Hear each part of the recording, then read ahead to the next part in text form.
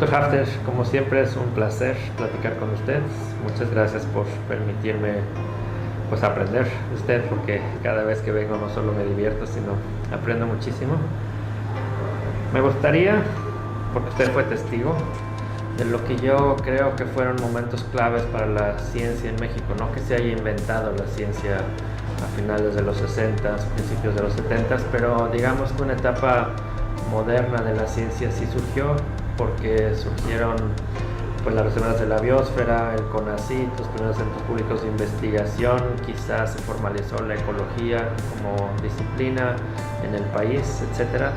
Entonces, a más o menos 50 años de esos sucesos, me gustaría que nos platicara, porque usted fue parte fundamental de ellos. ¿Cómo no? Yo creo que hay que irse un poco más lejos, hay que irse como a los 60, mitad de los 60. A mitad de los 60 ocurrió un fenómeno muy importante y en el que sí tuve parte importante, y es que un grupo de gente de la Escuela de Ciencias Biológicas del Politécnico con un grupo de gente de la Facultad de Ciencias de la Universidad se unieron muy estrechamente, muy poquitos. En la universidad estaba una persona muy activa aquí en Veracruz, después funda el INDEC, Arturo Gómez Pompa. Arturo Gómez Pompa en ese momento llega a su madurez como científico, es el botánico destacado. En ciencias biológicas estamos, yo estoy incluido, Alfredo Barrera, un biólogo muy destacado, ya muerto, Juan Manuel Gutiérrez Vázquez, también ya muerto, director en ese momento de la escuela, y yo. Formamos algo que se llama Consejo Nacional para la Enseñanza de la Biología. El nombre es pedante y también somos pedantes y importantes. De repente nos encontramos, no sé cómo, con el encargo de hacer los libros, que van a ser libros de texto de la secundaria y la preparatoria. Y entonces tenemos mucho dinero, y con ese mucho dinero se hacen muy bien los libros de texto que van a servir para generaciones, desde la enseñanza media superior hasta pues, la enseñanza superior, primeros años propedéuticos. Se hace una versión molecular, se hace una versión ecológica, que eso lo llaman el ladrillo, y que yo creo que a lo mejor si estuvieron en ello muchas gentes, porque dura como 30 años o más. Bueno, esto cambia. Y no solamente cambia porque hay buenos libros, en los buenos libros en los que participan como 25 o 30 personas, sino porque da un medio de unión de los científicos que había en México, entonces muy pocos, y los multiplican. Otro acontecimiento muy importante, eso de los botánicos, la Comisión de Dioscoreas. La Comisión de Dioscoreas es el primer proyecto científico que hace el gobierno mexicano. La Secretaría de Agricultura hace una comisión para una cosa de la búsqueda de diosgenina, para buscar barbasco, contratan botánicos y de esa comisión pasan y se hacen todos los botánicos. Ahí son los botánicos los que en México existen en esa época. Otra vez Gómez Pompa, Sarucán, Sousa, todos los que pasan por esta comisión. Esos son los antecedentes. Llegamos a los 70. Un personaje notable, Eugenio Méndez Locurro, pasa del Instituto Nacional de la Investigación Científica, así se llamaba el INIC, Instituto Nacional de la Investigación Científica, que era algo, existía, decoroso, irrelevante, digamos, algo chiquito, en la ciudadela no tenía mayor importancia. Bueno, pasa y le dicen, vas a hacer CONACYT, y sí va a tener importancia, y sí va a dirigir la ciencia. Entonces, Méndez Locurro nos encarga, estoy contando mi experiencia personal, ¿verdad? Nos encarga hacer esto, y a Gómez Pompa y a mí nos encargan hacer biología, ecología. A Rudomín le encargan ciencia básica, no sé por usted, Rudomín, un fisiólogo, hace ciencia básica, en fin, de lo que yo me acuerdo. Pues es un cambio radical. Un cambio absolutamente radical. Creamos un programa de ecología.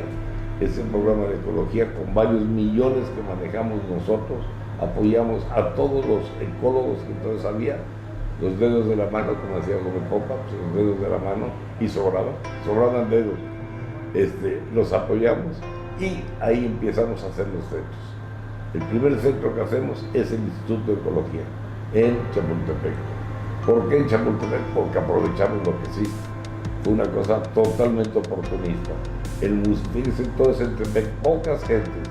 El museo lo deja Barrera, porque Barrera se va por todo tiempo completo a la UNAM. Entonces deja el museo. Lo tomo yo, ¿para qué? Para hacer el Instituto de Ecología.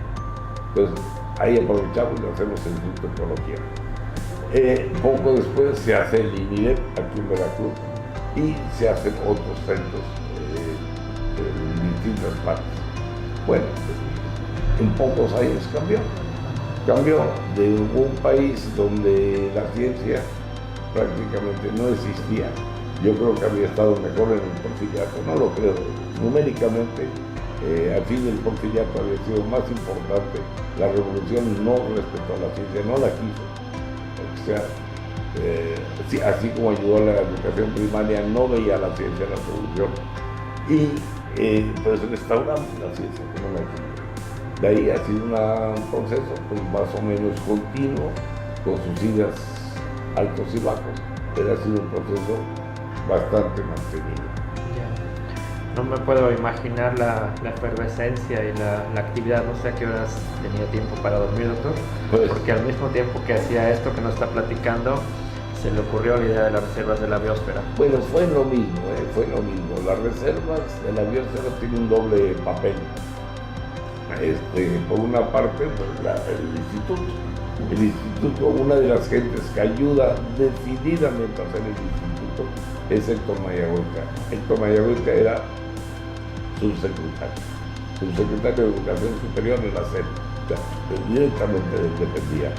Y al mismo tiempo, en esos días lo elige el gobernador de Durango. Entonces, a la persona a la que le planteo hacer el Instituto de Ecología es a Mayagüez. Pero se lo había planteado antes de que fuera gobernador. Cuando es gobernador, da la casualidad que yo soy presidente de UNESCO. Estábamos metidos en todo. Y en UNESCO se empezaba a hablar de las reservas. No se sabía bien qué se quería con las reservas. Entonces digo, vamos a hacer las reservas. Con gran éxito, porque indudablemente, y eso es algo que tenemos que aprender, hay ciertos proyectos que necesitamos apoyo político. Yo lo he aprendido. Sin ningún apoyo político, aunque haya contrarios políticos, pero alguien que nos apoye, hay ciertos proyectos como este que no se puede. Mayagüez ya se volcó, hicimos las reservas de Durango y otras 11. No solo de Durango, la de Pontos Azules en Selva Lacandona, en Manantlán en Jalisco, Ciancán en Mucho, hasta 11 reservas. Esto fue un proceso mantenido hasta que luego la estafeta pues, la agarraron ya otras fuentes mucho más institucionales, como Julia Carabias y todo eso. Pero el arrancón fuimos nosotros. Y fue esta circunstancia, tener el instituto y tener el apoyo político.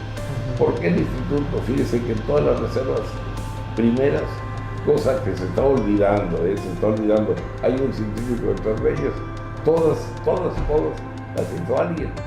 No son actos administrativos. Hay un científico que estuvo impulsando, que estuvo creando, ¿me acuerdas? Pinacate, Ezequiel Escurra, que fue muy brillante, que tú estabas con nosotros, es el que se encargó del Pinacate, lo mismo que se encargó de los primeros estudios de impacto ambiental. Tamaulipas, la del cielo, Pedro Reyes, la Candona y las de Durango, y yo mismo. O sea, siempre hubo un científico metido. Ese fue el espíritu de las reservas, muy bonito. Claro, y qué bueno que menciona lo de las manifestaciones de impacto ambiental, Sí. porque sí es una cosa que ha distinguido al instituto y es muy interesante ver que desde la semilla tenemos... No, fíjese, la primera no la hizo el que la hice yo. ¿Y sabe cuál fue? No pasa que no es exactamente impacto ambiental. ¿Qué fue? No lo sé. Hicimos el estudio que necesitaba Comisión Federal de Electricidad, claro, para que Viena le diera permiso de hacer Laguna Verde. Claro, pero... Y hicimos mucho más de lo que había mandado, que no sabíamos lo que hicimos, muchísimo. 3 años estuvimos trabajando. Claro, pero entonces, o sea, lo que voy es que es muy grato ver que en la semilla estaba lo que seguimos haciendo y que es ecología, pero como instituto creo que nos hemos distinguido porque no nos oponemos al desarrollo. Sí objetamos el desarrollo desordenado, pero lo que tenemos que encontrar es un equilibrio. Por un lado, claro que hay que mantener, inventamos las reservas de la biosfera, hemos apuntalado múltiples decretos. El año pasado participamos muy activamente para el decreto del Parque Nacional de Villagigedo. Nosotros dimos los listados de qué plantas hay en las islas, con otros colegas vimos los peces, reptiles, así seguimos trabajando en esto que es importante conservar y decir esto no debe tocarse, pero no podemos decir no debe tocarse todo el país, porque de algún lugar tenemos que vivir, entonces es importante también hacer propuestas de uso racional y una de esas es las manifestaciones de impacto, ordenamiento territorial, etc. Yo creo que es importante recalcar, digamos, si esto lo van a oír gentes que no son profesionales, yo creo que es importante recalcar que la posición del instituto, yo diría que la posición en general de los ecólogos profesionales no es de negación, es de buen uso, que no es lo mismo. Claro. O sea, la negación es un absurdo. Es un absurdo. Usted puede prohibir el uso en 20 hectáreas, muy interesantes, pero hasta ahí nomás. A nadie se le ocurre eso. Lo que se está buscando es el buen uso. Claro. Y las reservas de la biosfera son un ejemplo, pero patente, porque exigen que haya hombres y exigen que haya uso. Si no, no es una reserva. Exacto. Entonces, muy bien. Un poco siguiendo con lo mismo, pero con la distancia del tiempo. Usted estaba ahí cuando se fundó el instituto, cuando se fundó CONACYT. Ahora afortunadamente también está. En INECOL acabamos de cumplir 43 años como institución. Me gustaría que nos ayudara a hacer un balance, quizá un balance puntual de cuáles han sido los aportes más importantes y quizá también un análisis crítico. O sea, salieron cosas que nos esperaban, se ha cumplido lo que se esperaba, se ha hecho más. Sería interesante esta perspectiva de alguien que ha tenido la fortuna de acompañar toda la historia del instituto. Son muchos años y es muy difícil hacer un balance porque son muchas las cosas que ha aportado el instituto. Yo diría que el instituto ha tenido un aporte continuo de cosas y diría que cuando fue director Martín Aluja hubo un cambio importante de tipo cuantitativo, cualitativo. O sea, el instituto aumentó mucho el tamaño. Este aumento grande de tamaño, hay gente que no lo ha acabado de asimilar. Es lógico, es lógico.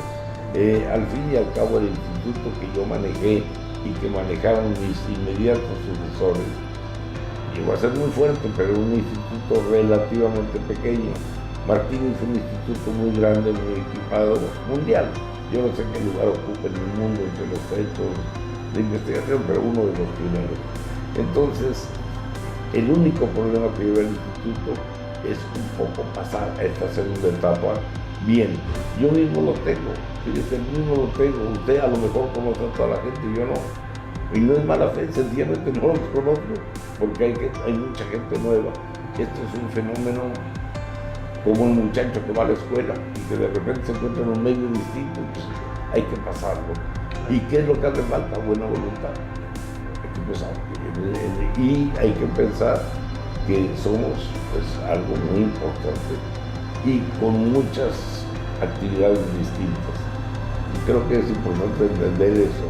El instituto ahora más que nunca tiene distintos campos y los puede, en mi opinión, los puede mantener todos sin que haya conflicto. Claro, sí, bueno, eso yo es lo que me postulé como director, ¿no? Tratar de consolidar la institución, y consolidar para mí es hacer que haya comunicación, ¿no?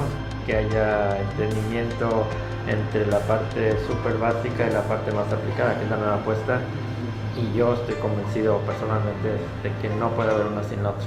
Tenemos que seguir haciendo taxonomía, tenemos que seguir trabajando en el herbario, todo eso lo tenemos que hacer, pero al mismo tiempo con ese acervo tenemos que tratar de resolver problemas concretos, y eso lo podemos hacer con los aparatos de alta tecnología, en la apuesta por la genética, etcétera. Y lo que es, o sea, sí es un reto, porque son dos no solamente dos maneras de ver el mundo, sino son tres generaciones. En este instituto ya con esta trayectoria que tenemos, en realidad somos tres generaciones, como lo platicamos el año pasado cuando cumplimos 42. Usted podría ser mi padre o mi abuelo y yo podría ser padre de los muchachos que estamos contratando. Y entonces sí es exactamente igual que una familia, que tenemos estas tres generaciones, y yo no siempre entendía lo que decían mis padres y no siempre estoy de acuerdo con lo que hacen mis hijos, pero es importante saber que estamos en una misma familia.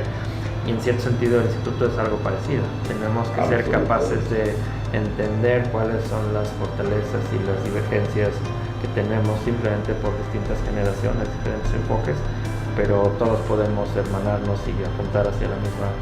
Bueno, le puedo contar algo en lo estrictamente personal, es decir, aparte de que he estado metido en muchas cosas, ¿verdad? Mi interés personal ha sido taxonomía y geografía. Bueno, en ambas cosas estoy muy interesado en meter los aspectos moleculares. Eso no lo podría hacer sin las nuevas gentes. Entonces yo soy uno de los que está buscando el puente. Y me estoy ligando con gentes y con cosas que hace unos años pues no podía hacer. Entonces absolutamente, yo creo que hay que hacer ese esfuerzo. Pero no es fácil. Entonces creo que tenemos que tenernos con nosotros mismos un poco de paciencia, entender que hay que entender, hablar unos con otros, saber las posibilidades, entender esta generación, me parece buen cínico. Oiga, y si hablando un poco de lo personal, si puedo preguntarle cómo nace el amor por la ciencia. ¿Cómo nace el amor por la ciencia? Pues quién sabe, muy pronto. Mire, yo soy de una familia de intelectuales, mi padre era compositor muy destacado, los amigos de mi padre en general eran gente intelectual. Uno de los amigos de mi padre era Cándido Bolívar, un entomólogo muy destacado, y pues cuando yo empecé a tener afición hacia los insectos, en lugar de decir niño no hagas tonterías, me compraron libros de entomología, los libros de Jean-Henri Fabre, el entomólogo francés, me los compró mi padre. Otros libros también, y como a los 11, 12 años me llevó con Bolívar. Y de los 11, 12 años hasta que hice el servicio militar, yo sí fui a filas. No era costumbre, pero yo cumplí con los soldados. En todos esos años, todos los sábados, todos los domingos, antes de cualquier cosa, ir al campo con Bolívar. Entonces realmente aprendí entomología en el campo con Bolívar.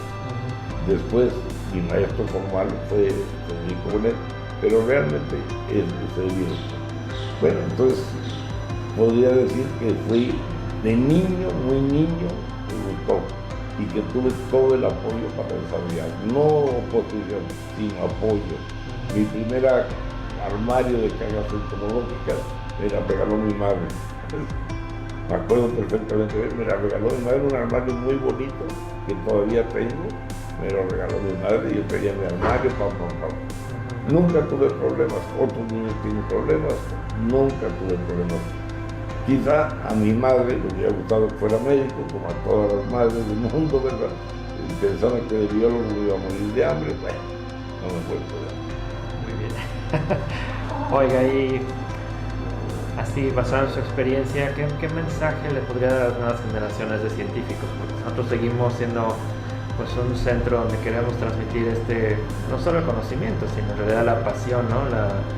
Que es súper importante. Y también no solamente a nuestros alumnos de posgrado, sino que tenemos ya pues por lo menos 10 años como institución que sí invertimos mucho esfuerzo, muchos recursos en tratar de formar una cultura científica desde niños en primaria, secundaria, porque es muy importante y yo pienso que es parte de nuestra obligación como centro público. Totalmente cierto. El instituto está haciendo una labor muy importante, realmente muy importante. ¿Qué diría yo? Mire, realmente mi mensaje, que no es estudiar biología, que no es hacer una maestría, eso es una profesión. Mi mensaje sería para el que quiere ser investigador, que es algo muy especial, y sería, piénsalo muy bien. Si te gusta, si de verdad te gusta, éntrale y no lo dejes. Pero piénsalo, te tiene que gustar. Y al que le guste, que lo haga, porque va a tener éxito. Nada de que no hay chamo, tal va a tener éxito. Pero que esté seguro. No es una profesión que se pueda hacer a medias. Tiene a uno que gustar. Claro. Y es lo mismo que les dije a los chavos la semana pasada que recibimos a la nueva generación de posgrado. Hay que tener esa pasión en esa edad porque a veces va a ser difícil. Y lo que les digo es, nuestra obligación es recibirlos como colegas menores, pero ya no son niños, ya no son alumnos a los que uno les pueda decir aquí está una tesis y tú vas a acabarla, sino que en 4 años tienen que ser nuestros colegas y para que suceda tienen que tener la motivación, la pasión. Oiga, doctor, y en su larga trayectoria, ¿cuál sería su mayor satisfacción como científico, como quizá también funcionario, porque también ha tenido una carrera destacada como funcionario? Sí, curiosamente he sido funcionario porque no he tenido más remedio. No, fíjese, no he sido muy afecto a ser funcionario y sí lo he sido, y de alto nivel. Fui director del Instituto de Educación porque había que hacerlo. Había que hacer el instituto para crear un lugar donde a gusto pudiera uno trabajar, a gusto. Fue muy importante. Y pues fui director de desarrollo científico en un momento en que Mayagüez pues me dejó con un poder que a lo mejor el director general tiene ahora, porque yo llevaba el sistema de investigadores, llevaba los centros y llevaba el desarrollo científico con firma.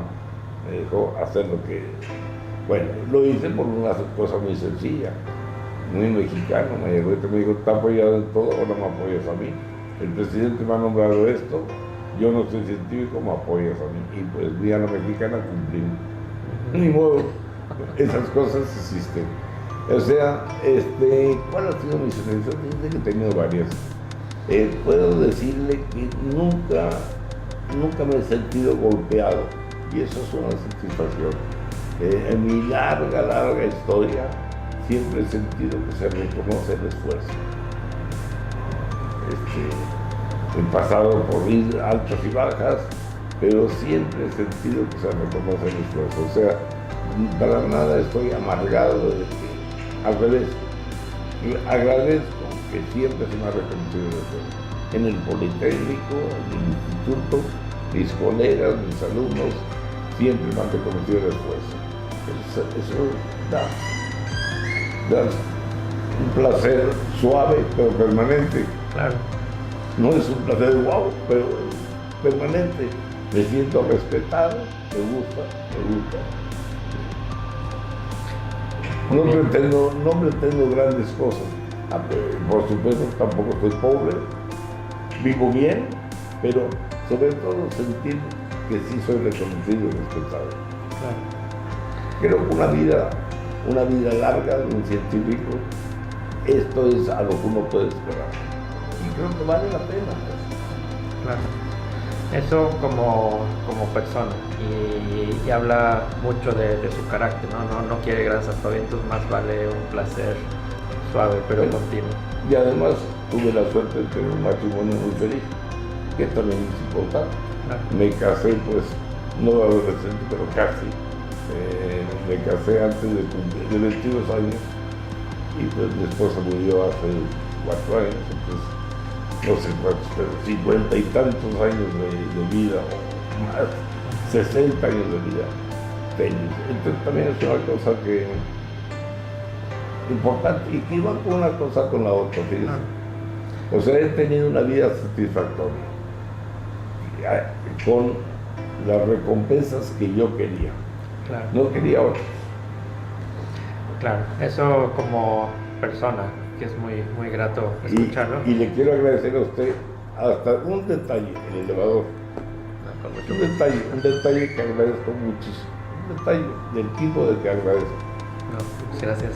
Doctor, y eso desde el punto de vista personal, si nos pudiera platicar cuáles han sido los aportes del INECOL, el instituto que usted fundó. Sí, porque sé que son muchos, pero... Esto me va a ser casi imposible. A ver, en algunos campos vamos a pensar, ya se ha dicho las reservas. Voy a tener que decir lo que yo sé.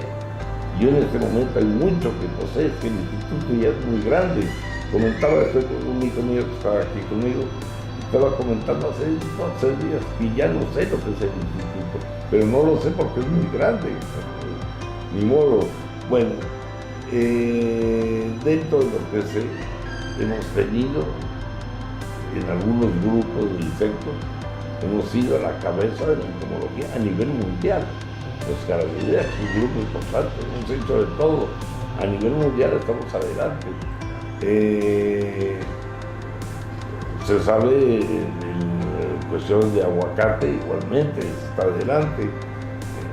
Hay algunas otras plagas también ha sido. Es un poco difícil tener la visión total, pero hay muchos puntos en las cuestiones ambientales, en los estudios ambientales, está adelante. Hicimos o contribuimos a hacer la reserva archipiélago de Jalapa. Caramba, yo diría, eso es una tarea que debió usted encarar como director, poner a alguien a ver el instituto en el mundo, qué lugar ocupa. Tengo mucha curiosidad y casi le diría que uno de los más destacados.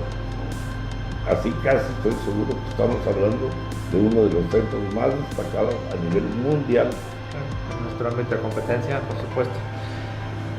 Yo estoy de acuerdo, sí es difícil porque todas las cosas son importantes y porque no podemos hacer cosas grandes sin el aporte y la base de las chiquitas, ¿no? Eso es muy importante. Pero sí hemos hecho y seguimos haciendo cosas muy importantes. El archipiélago que usted decía, que en realidad el archipiélago fue un subproducto de un proyecto mucho más grandote y el ordenamiento territorial de la región capital de Jalapa, que por fin se logró decretar. O sea que seguimos siendo una institución que genera política pública. Exacto. O sea, si somos un ente político en tanto que hacemos propuestas de cómo conducirnos en nuestro ámbito de competencia, sí, ¿no? Que es el entorno. Y seguimos conscientes de que el entorno es complicado, muy complicado desde el punto de vista ambiental, la coyuntura política, etcétera, eso tiene vaivenes, pero sí tenemos un entorno muy complicado y parte de las cosas que seguimos haciendo como instituciones proponer maneras de sobrellevar estos tiempos, ¿no? De tener menos impacto. Una de ellas muy importante y que usted ha impulsado claramente, la ganadería sustentable. Exacto, eso estaba pensando. Bueno, es un esfuerzo largo, mantenido, en el que han participado muchas gentes. Ha participado el bloque de botánicos del instituto, han participado los que trabajan con el cierto reciclaje, muchas gentes del instituto. Villegas, los que hacen esta cuestión de, lo acabo de decir, de ordenamiento. Bueno, el libro, resultado de todo esto, que puedo asegurar que es único, ya lo tenemos, 23 capítulos, un libro único, sale en octubre, noviembre. Bueno, caray, va a ser un aporte excepcional.